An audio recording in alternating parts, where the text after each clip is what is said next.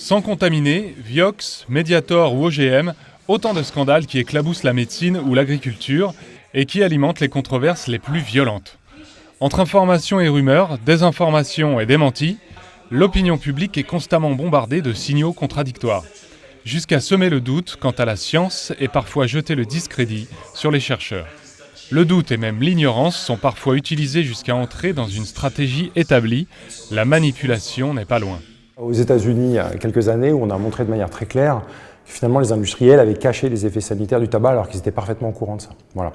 Donc aujourd'hui, il y a un thème nouveau, le thème de l'ignorance, la construction sociale de l'ignorance, qu'on peut adapter à plusieurs types de dossiers. Et moi, qui sont les OGM, le changement climatique, etc. Et moi, j'en étudie un en particulier, qui est le cas des pesticides.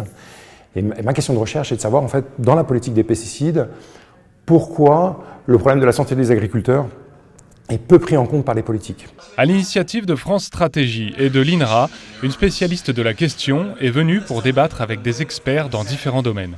Lindsay McGoy défend une position originale, redonner ses lettres de noblesse à l'ignorance.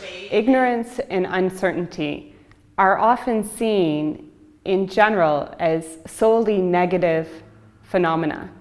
But actually, often ignorance can be used in quite positive ways in different organizations. So the aim of this evening was to understand the ways that ignorance is not simply the mere opposite of knowledge or a inevitably negative asset.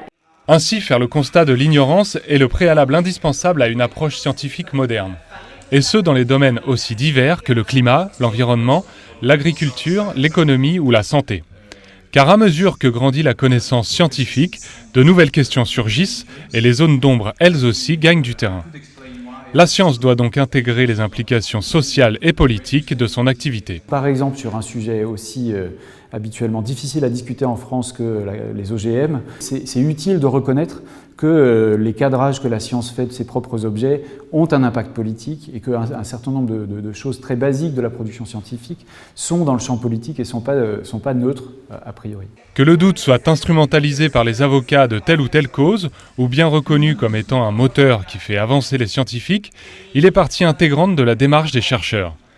Il peut tout aussi bien représenter un aspect positif que négatif, mais constitue le carburant indispensable de la vie scientifique. Si les chercheurs viennent à en manquer, c'est la panne sèche.